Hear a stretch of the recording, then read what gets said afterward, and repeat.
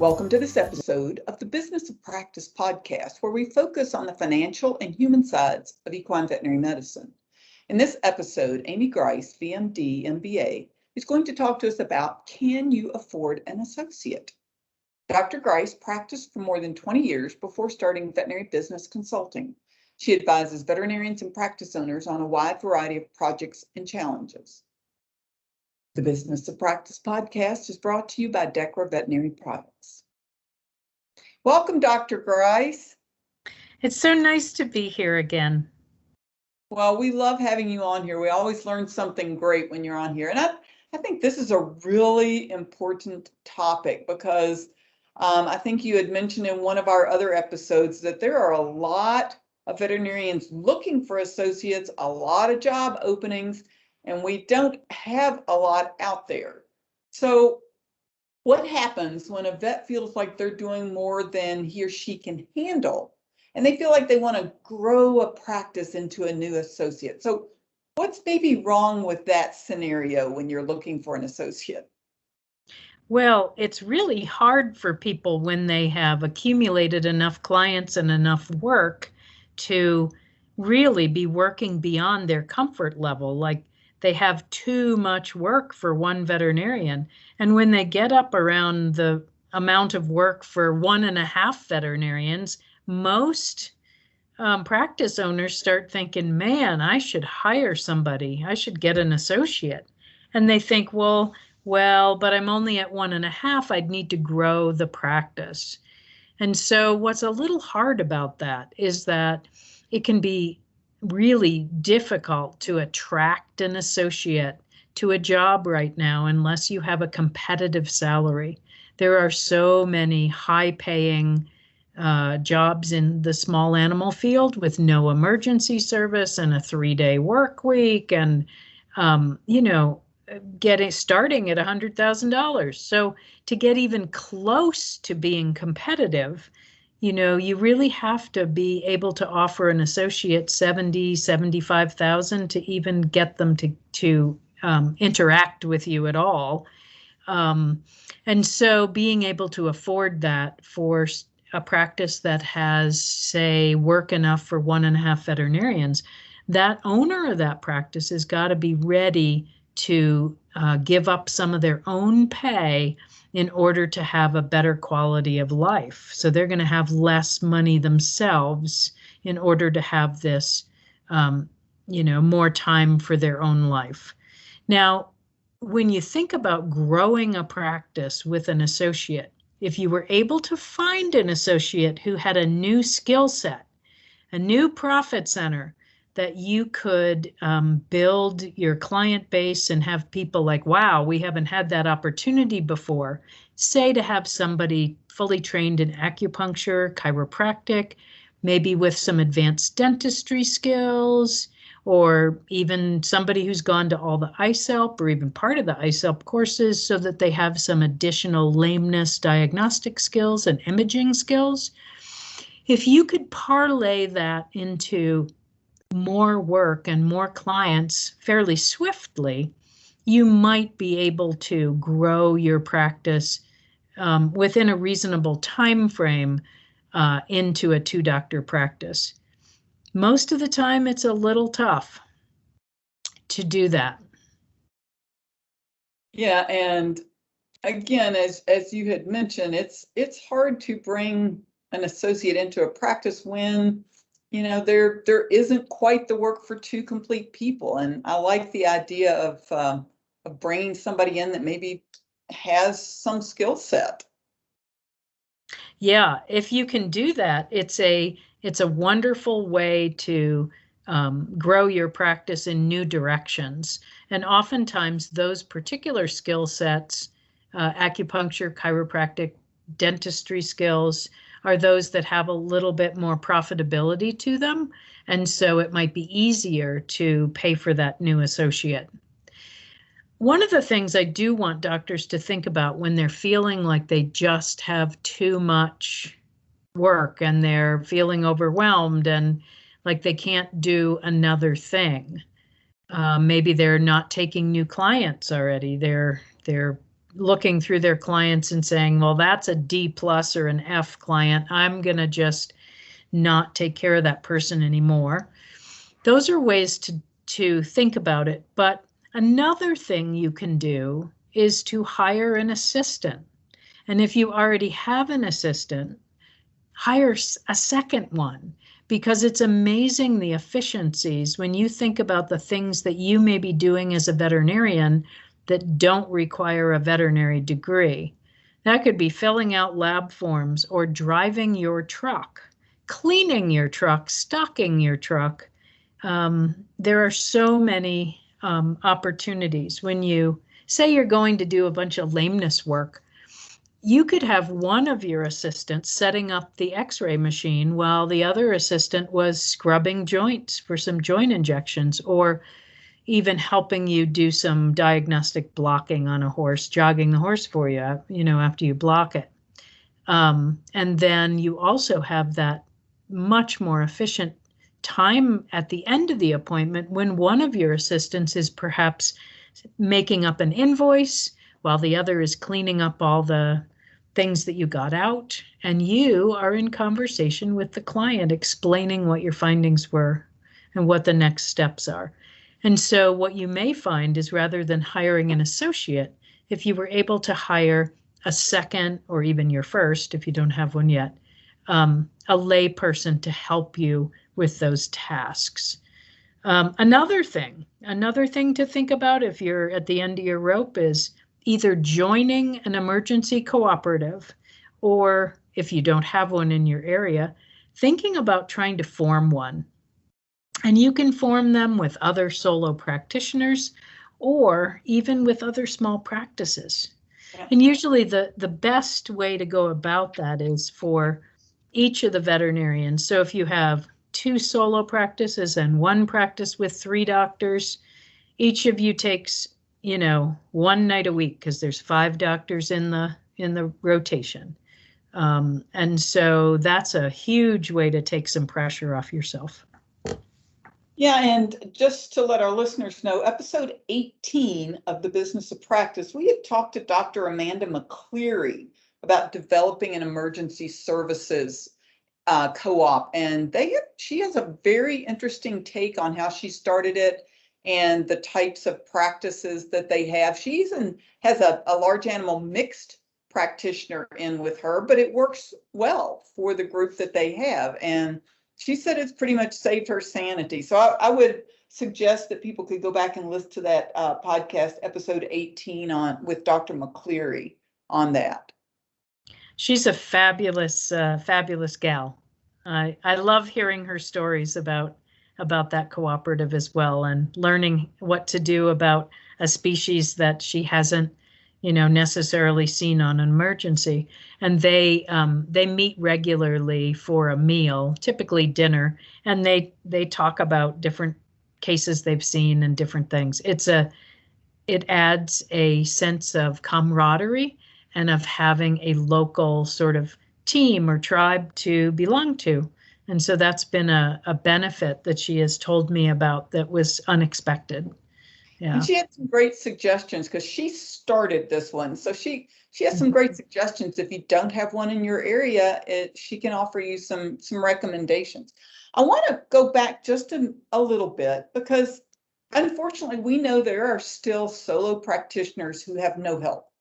They do everything themselves. I mean, they may have a spouse or someone hired part-time to do maybe some of the office work, so to speak, but they don't have an assistant. How do you find someone qualified? What do you need in this assistant? I know we have the American Association of Equine Veterinary Technicians and Associates, and they're a great group. But how do you find someone in your area that you could hire that would work for you like that? It's interesting. One of my mentors, Andy Clark, always would say, whenever he met somebody that gave exceptional customer service and was really on the ball, he would give them his business card and say, if you ever need a job, give me a call. Because really, when you get down to it, somebody who has attention to detail, who knows how to make eye contact and talk to people, and who's, like tuned in. A person like that, you can teach people skills, how to fill out a lab form, but it's hard to teach people to care about their customer service. Now, all of us know that the person that's in the truck with us who's if they're going to handle horses for us, obviously needs to be horsey, because their job is to keep you safe. And so that's the kind of person that typically I used to find when I was looking for assistance. I would find usually working in a barn, and they were already accustomed to working with a lot of different personalities of horses, different levels of spookiness or nastiness, shall we say, and they weren't afraid of that. And so many times my assistants would come through that kind of finding them at a barn, and they would sometimes say, "Hey, do you ever hire new assistants?" And I say, "Yeah, absolutely. You can always put together a little resume of your work experience and leave it at the office. And the next time we're looking, maybe we'll give you a call." And so some people are worried about hiring clients. And I would say that sometimes that is an issue, that is a worry, but oftentimes it is not.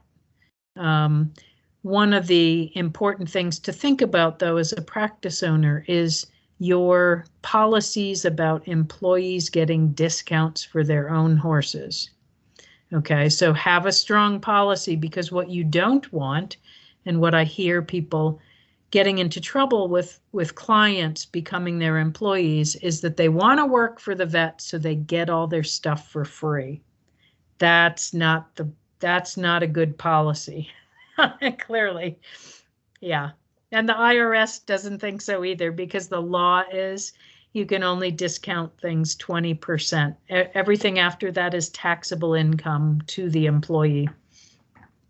But again, I think that's a good point. There are a lot of, especially young women that I have met, who loved working for the vets simply because they had 6 or 7 horses of their own. And even that 20% went a long way, and they turned out they loved it. I mean, loved doing the work. They loved learning. And so many of these young people are just, they're lifelong learners, and they just haven't found their spot yet. Dechra Veterinary Products is proud to sponsor Equimanagement's The Business of Practice podcast.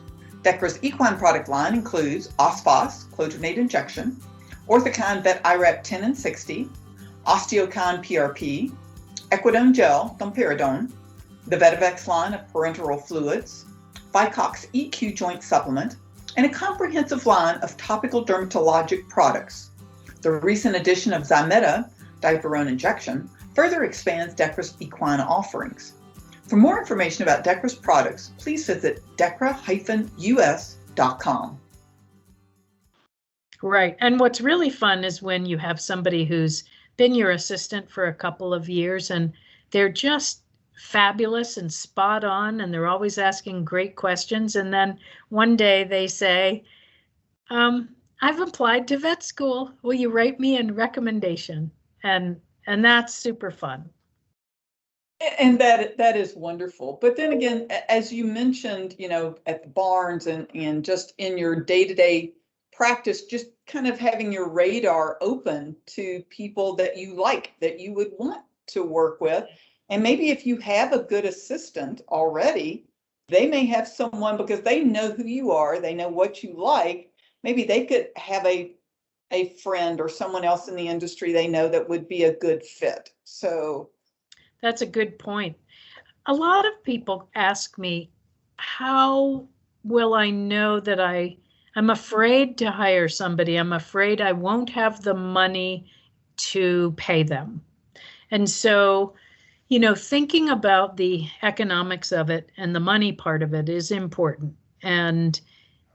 But the thing to remember is, if you start out with a part-time assistant, so say 20 hours a week, You're not going to end up needing to give that person benefits because they're part-time, nor will you end up having to give them overtime. Yeah. So you can dip your toe in the water doing it that way. And yes, you'll need to pay payroll taxes for that person. So there will be a little bit of additional expense beyond their wages, but you won't have benefits or overtime to worry about. Now, the money that you need to have to pay that person is going to come from what is your profit. Okay. So you're going to have to produce more revenue by having this person or give up some profit that you're now taking home. But it's the efficiencies that you can get by having a person that's helping you. And so that you're able to multitask, but because there's more than one of you doing things during the hours that you're working, your day will be shorter and you'll be so much more efficient that if you want to work longer and make more revenue, you'll be able to without killing yourself, without being exhausted. And it's amazing because the wages of an assistant are fairly low compared to that of a veterinarian. You may find that it's really pretty easy to hire somebody and afford them, and you're going to say, wow, why didn't I do that 10 years ago? You know, your life would be so much better. Every veterinarian I've talked to who has hired a first-time assistant always said, oh my gosh, why didn't I do this years ago? Just exactly what you just said. Yeah. They say their life is simpler. They can delegate things if they're good at delegating. They can delegate tasks to them. You know, if it's an assistant that has the skill set, you know, and that's important when you're looking to hire, as you mentioned before. That's right. And the other thing, if you wake up one day and say, I'm going to get myself an assistant, that Dr. Grice, she convinced me. Now, before you put your want ad out there, it's important that you sit down and write down the list of tasks that you are going to have that person do. That could be drive the truck, take the truck to the car wash, clean the truck, restock the truck, get all your laboratory forms done. There's so many things that they can do. But you need to make a list of all of them because you want to create a job description so that when the person says, so what's the job all about, that you already have that list. And then if there are tasks that they're going to do repetitively, like lab forms or filling out, you know, Coggins forms online and taking pictures, and you know, it's really fabulous if during a slow time in the winter or in, say, in Arizona, if it's super hot and you're slow, to write down what the whole system is for how you do those things. Because people say, oh God, I'm going to have to train another one. I just don't have time for this. Well, if you have made a systems manual, I know that sounds really businessy, but if you have a list of how you do all the things that have to get done with this person, they can refer to the list instead of asking you questions. You know, so try and get organized ahead of time, and you want to have know what tasks they're going to do. And that way, when you're used to doing it all yourself, you've actually thought it through and written it down, which makes it 30 or 40% more likely you're actually going to do it. That's what research shows, writing it down. Wow. Yeah.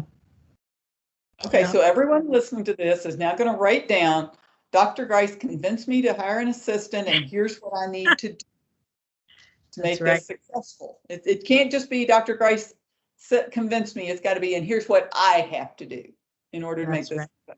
Yeah. Mm-hmm. Oh, that's great.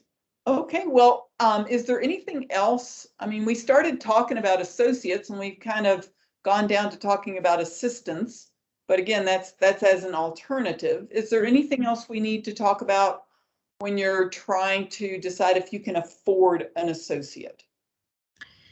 Well, yes, because associates, to attract one to your job, you need to be offering them a salary that's fairly robust. Gone are the days that you could offer 45 or 50,000. That's not going to cut it. We're talking 70, 75,000 plus an opportunity to earn a production bonus. Most practices offer benefits, a stipend toward health insurance or health insurance, continuing education benefits. Most practices are at a level of $1,500 to $2,000 for CE every year. They pay licenses and memberships, AVMA, AAEP, they pay PLIT. These things add up. And so you need to be ready to be able to support an associate for the number of years it takes for them to, build up enough new revenue to be supporting themselves. And depending on what area you're practicing in, if you've been doing, enough work for a veterinarian and a half, they're going to start at a half veterinarian. And to build that up is probably going to take several years. So you need to be able to, fund them. They're not going to make you money for several years. And so sadly, if their lives are full of stress and they're working, 6 or 7 days a week and half the emergency, at the end of those 2 years that they're finally pulled in enough work and clients that they're paying for themselves, they may be exhausted and bummed out and ready to take a job at Banfield and leave you. And then you're going to be bummed out. Yeah. After investing in this person. And so it's very, very important that the lifestyle that you are offering in your position be a lifestyle that newer veterinarians, younger veterinarians, the lifestyle that they want, not the lifestyle you want them to have, but the lifestyle they want. Because right now, new graduates are voting with their feet. And they're voting, they don't want the lifestyle that is currently equine practice. And, I think that's still, I still hear this when just in hallway conversations, so to speak, is, oh, you got to pay your dues. I had to pay my dues. You got to work these, you got to be willing. This young generation's not willing to work. Well, I think you have talked about this in the past. As generations change, so do the life goals of those generations. And what would you say about the millennials and beyond who are coming up to take over equine practice? I love them. I think that they really have their heads on straight, and they have watched their elders and seen some of the mistakes that we've made. I think that they value having time with the people that they love, like maybe their kids, their spouse, their parents, their family members, their friends. They value lifelong education, and that might not be all learning a new way to inject a joint. It might be that they want to learn Chinese, or they really enjoy staying physically fit and seeing beautiful places in the world, or they like to travel. They want to have a full, well-balanced life, and not have regrets about time that they wish they'd spent away from work. So they want different things. And unless equine practice is ready to be flexible and offer something that is attractive to them, they're going to vote with their feet and not choose it. I remember one male veterinarian of a certain age saying to me, oh, well, I think these young generations, they don't work as hard as we worked when we were there. But then again, maybe if I'd had some of, I don't know what he called it, that those ideas, those life goals, I wouldn't be twice divorced now. Right. Yep. I mean, I think that that's every generation is brought up with sort of different value systems, different things are going on in the world. And, you know, the millennials, they saw the Twin Towers fall when they were, many of them in elementary school. I think they have a sense that life can be fleeting, and that just because you work hard doesn't mean that life's going to be fair to you. And so they kind of want to have their pleasure along the way, not waiting for that elusive time when they retire. And now we're going to have fun. They want to have fun now, today, tomorrow, next week, you know, in little aliquots, along with hard work. The young veterinarians that I know are stellar. They are hard workers, and they care about their clients, and they do a great job. But they want to live now too. Yeah, good point. And okay. So back to associates, right? You have to understand that they want different things than maybe you wanted when you were starting your career. And if you can offer them a position that allows them to have the life that they're seeking in equine practice, they could be very successful for you. That's a great point to end on. So we'll thank you very much, Dr. Grice, for talking to us about this really important topic. It's can you afford an associate, but more and beyond that. And we want to thank our listeners for joining us for the Business of Practice podcast, and a big thanks to our sponsor, Dechra Veterinary Products. We invite you to visit equimanagement.com or your favorite podcast network to hear each episode of the Business of Practice. If you have any questions or suggestions, you can send an email to me at kbrown@equinenetwork.com. The Business of Practice podcast is a production of the Equine Podcast Network, an entity of the Equine Network.